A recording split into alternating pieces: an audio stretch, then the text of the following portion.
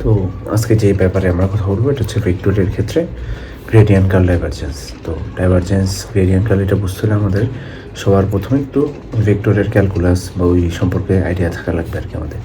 So সবার আগে এখন আসি মানে এই ব্যাপারটা কীভাবে কাজ করবে।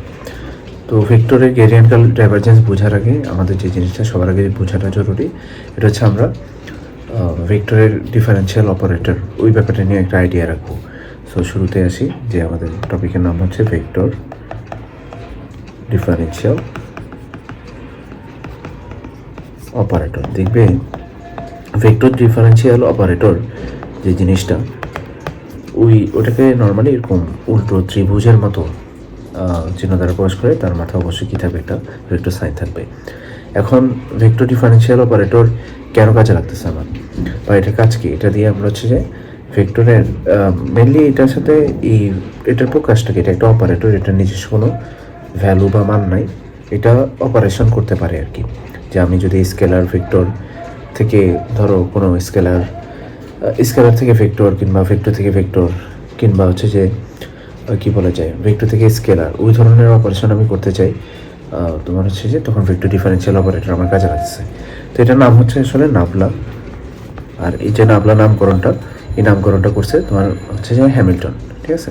এখন আসো এই নাবলার প্রকাশটা কি, নাবলার প্রকাশ আমরা জানি i del del x plus j তোমার del del y plus k তোমার ডেল ডেল জেড, এই তিনটা।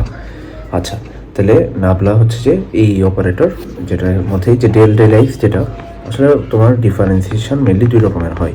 একটা হচ্ছে যে ওডি মানে অর্ডিনারি ডিফারেন্সিয়াল ইকুয়েশন, যেখানে আমরা তোমার ডেল ডেল এক্সের জায়গায় আমরা ইউজ করে হচ্ছে ডিডি এক্স ডিডি ওয়াই ওই ধরনের রাশিগুলো, ঠিক আছে, যে d d x d d y d d z এরকম, ঠিক আছে। আর যদি আমি বলি আরেকটা আছে পার্শিয়াল ডিফারেন্সিয়াল অপারেটর, তুমি বলতে পারো, বা এখানে ইকুয়েশনের কথা যদি বলি, মানে অপারেটর দিয়ে যে ইকুয়েশন লেখা হয় এটা হচ্ছে পিডি আর কি। তো ওটার মধ্যে দেখবে del del x del del y del del z. এখন দুইটার মধ্যে পার্থক্য কী? দুইটার মধ্যে একটাই পার্থক্য, দ্যাট ইজ তোমার যখন ডিডি এক্স হবে তখন ও এক্স ছাড়া বাকি যেগুলো হচ্ছে যে অপারেটর মানে ভ্যারিয়েবল আছে, যেমন হচ্ছে ওয়াই জেড ওই ধরনের, ও হচ্ছে ওগুলোকে তোমার অ্যাজ এ ভ্যারিয়েবল হিসেবে ট্রিট করবে। কিন্তু যখন আমি ডেল ডেল এক্স লিখবো, এখানে যে ডেল ডেল এক্সটা আমার কাছে আছে, এই যে এখানে এই ডেল ডেল এক্সের ক্ষেত্রে ও এক্স ছাড়া শুধু এক্সকেই সে ভ্যারিয়েবল দেখবে। এখন তার কাছে যদি ওয়াই থাকে বা জেড থাকে বা আদার্স কোনো অপারেটর থাকে, তখন হচ্ছে সে তাকে অ্যাজ এ কনস্ট্যান্ট হিসেবে ট্রিট করবে। আমি কি বুঝাইছি, আমি একটু তোমাকে ইজিলি ছোট্ট একটা উদাহরণ দিই, আই গেস তখন বুঝবা। তোমরা কেউ যদি ডিফারেন্সিয়েশন করে আসো দেন এটা খুব ইজি বোঝাটা। আমি এখানে যা লিখবো ধরো এক্স ওয়াই, সিম্পল। তাহলে এক্সকে রেখে আমরা জানি ওয়াই ডিফারেন্সিয়েশন, ইউভি এর ফর্মুলা, ওয়াইকে রেখে এক্সের ডিফারেন্সিয়েশন হিসেবে সে কাজ করতেছে। কিন্তু মানে সে এখানে ওয়াইকেও কী হিসেবে ট্রিট করলো, ভ্যারিয়েবল হিসেবে ট্রিট করলো, আবার এক্সকে তো ভ্যারিয়েবল হিসেবে ট্রিট করবেই। কিন্তু আমার এখানে সেম জিনিসটা যদি আমি ডেল ডেল এক্সে লিখতাম আর এক্স ওয়াই লিখতাম, তাহলে হয়তো কি সে এখানে যে ওয়াইটা আছে, তার কাছে যে ওয়াইটা আছে, এই ওয়াইটাকে সে অ্যাজ এ কনস্ট্যান্ট হিসেবে ট্রিট করবে। আর আমরা জানি যে কনস্ট্যান্টের ডিফার জিরো, সো ওই জিনিসটা আমি লিখি না, তো কনস্ট্যান্টের ডিফারটা আমি বাইরে রাখবো। তো আমি বাইরে রাখলাম, এখানে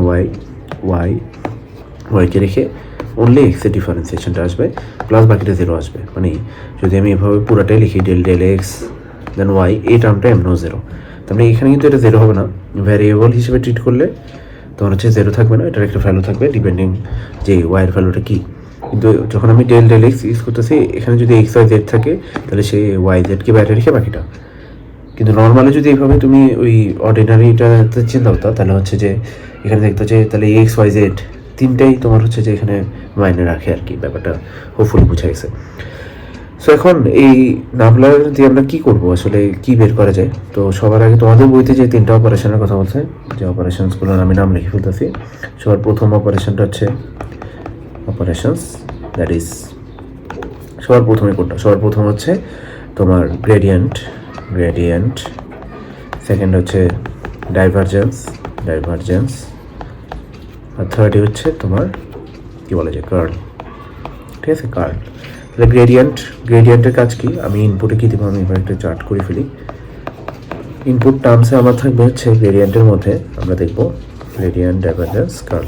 ইনপুটে গ্রেডিয়েন্টে থাকবে তোমার স্কেলার, সেই স্কেলার কোনো একটা স্কেলার আছে গ্রেডিয়েন্ট তোমার হচ্ছে যে ভেক্টর হবে।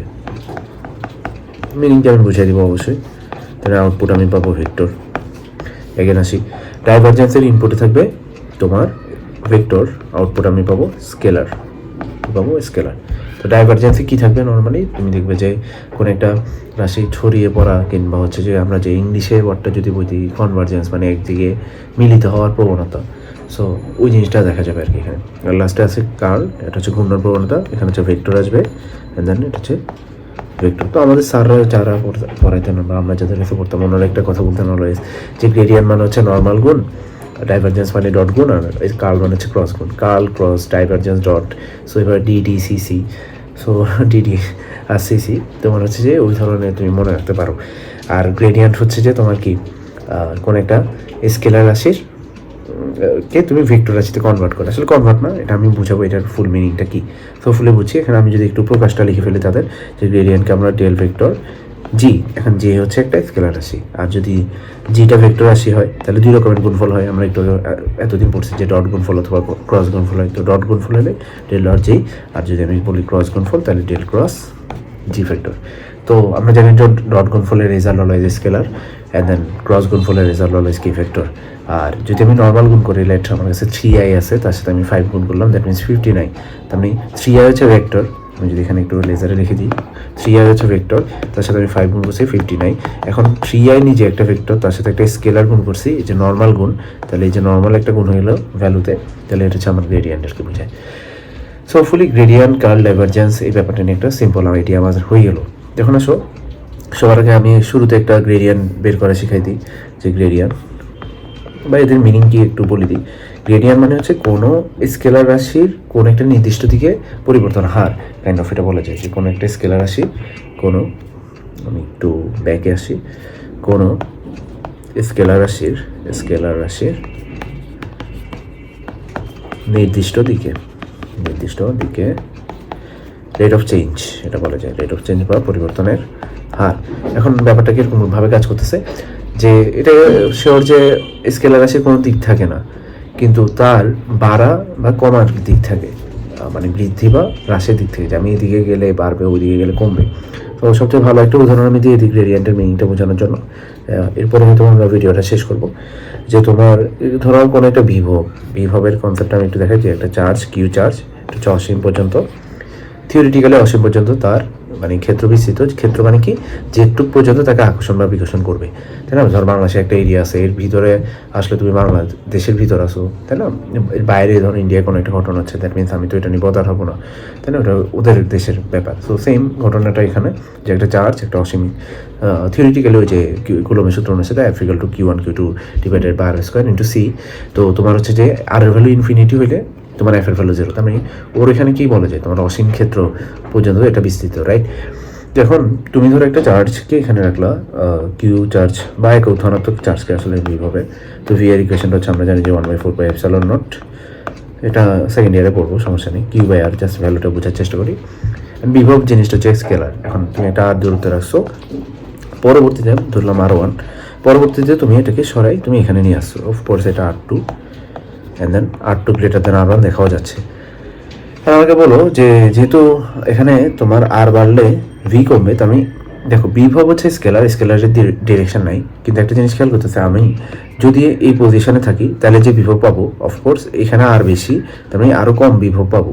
তাহলে যেহেতু আর বাড়তেছে তখন ভি কমে, তাহলে দেখো এই দিক থেকে এদিকে গেলে বিভব কমার ডিরেকশন আছে, তাই না? বিভব কমে যাবে, যত দূরে যাব তত বিভব কমবে।